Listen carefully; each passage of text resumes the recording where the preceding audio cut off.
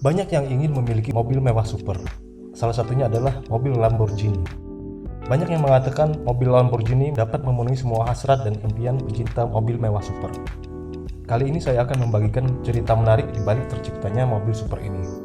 Oh ya, dalam sejarahnya Lamborghini juga ada kaitannya dengan Indonesia loh.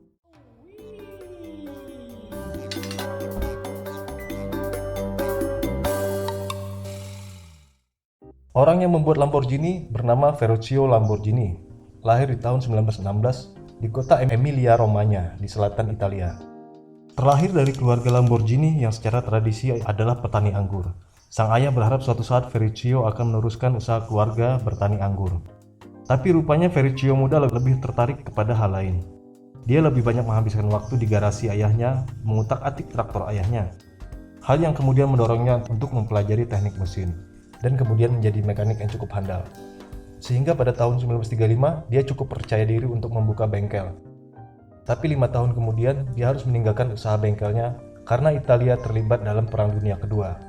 Dia direkrut Angkatan Udara Italia sebagai mekanik dan ditempatkan di garnison di Pulau Rhodes, Yunani. Dalam masa tugasnya ini, Ferruccio mendapatkan ilmu dan pengalaman yang berharga yang nantinya akan sangat berguna, yaitu bagaimana memanfaatkan mesin-mesin rusak atau tua dan membangunnya menjadi suatu yang berguna. Tahun 1945, pasukan Poros kalah perang dengan pasukan Sekutu. Oleh Sekutu, Ferruccio dimasukkan ke penjara. Tapi setelah melihat kemampuannya, Ferruccio diberi tugas memperbaiki kendaraan-kendaraan militer pihak Sekutu sampai tahun 1946, di mana akhirnya dia dikembalikan ke Italia. Di Italia, melihat kondisi tanah airnya yang carut-marut, Ferruccio melihat peluang dan mendapatkan ide cemerlang. Dia sadar kalau Italia perlu meningkatkan produksi agrikulturnya pasca perang, dan itu memerlukan peralatan mesin pertanian. Dia berpikir, cara yang paling efektif dan efisien adalah dengan memanfaatkan mesin-mesin sisa perang yang tersedia berlimpah. Dan dengan pengalaman yang pernah menangani mesin-mesin milik pasukan Poros dan pasukan Sekutu, Ferruccio memiliki keunggulan. Untuk mewujudkan idenya, dia mendirikan perusahaan pertamanya di akhir tahun 1947. Dibantu oleh 3 orang mekanik dan modal uang 2.000 lira, Ferruccio memulai misinya untuk membuat traktor dengan harga yang terjangkau. Bekerja sama dengan perusahaan pemerintah yang bertanggung jawab menjual kelebihan peralatan militer sisa-sisa perang sebagai pemasok. Tak lama kemudian, pada Februari 1948, Ferruccio berhasil meluncurkan traktor pertamanya. Dinamakannya Carioca Traktor. Memanfaatkan sisa perang, mesin truk Morris buatan Inggris dimodifikasi agar dapat diisi bahan bakar solar yang lebih murah. Traktornya ini laris dan sukses besar di pasaran Italia. Untuk mengejar permintaan pasar, Ferruccio mendirikan perusahaan yang kedua, Lamborghini Trattori. Ferruccio membeli lebih banyak mesin-mesin sisa perang.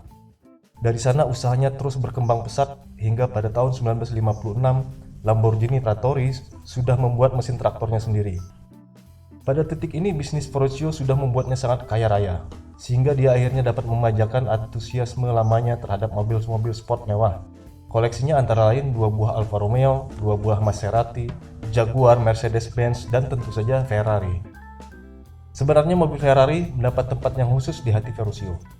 Dia sangat menyukainya, tapi dia merasa suaranya agak terlalu berisik untuk telinganya. Namun yang paling mengganggunya adalah kecenderungan kopling Ferrari yang mudah rusak. Sebagai seorang mekanik, dia merasa hal ini bisa diperbaiki Ferrari, dan tidak seharusnya terjadi pada mobil sekelas Ferrari.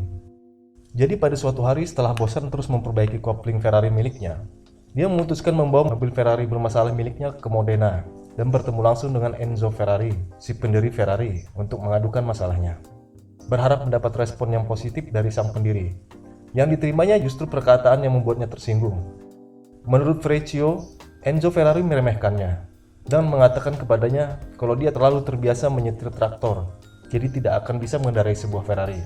Jadi tetaplah menyupir traktor. Mendengar hal ini, Ferruccio merasa tersinggung dan tertantang.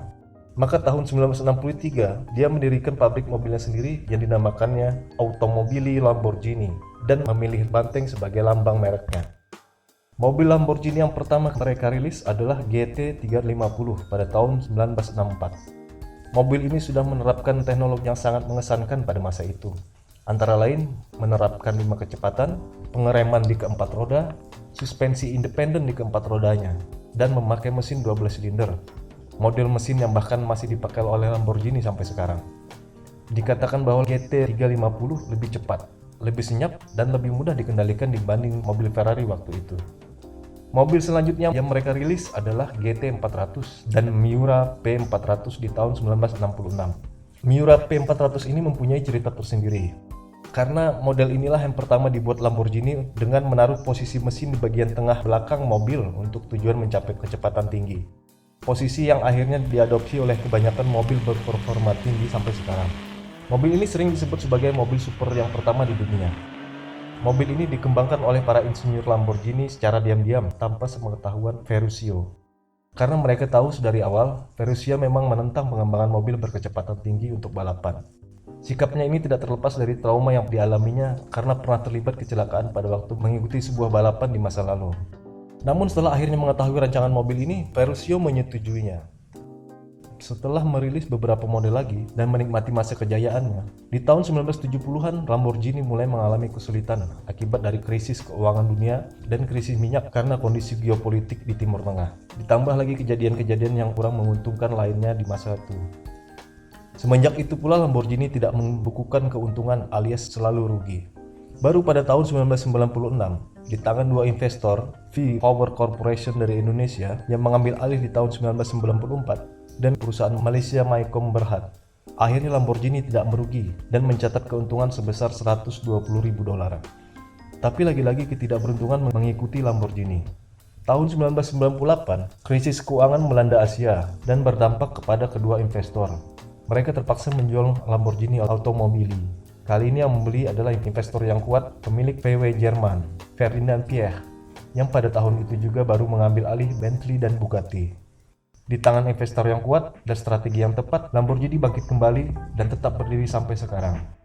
Ferruccio Lamborghini meninggal dunia pada tahun 1993. Meskipun tidak sempat mewariskan Automobili Lamborghini pada anak cucunya, tapi tampaknya namanya tetap akan eksis untuk beberapa waktu ke depan.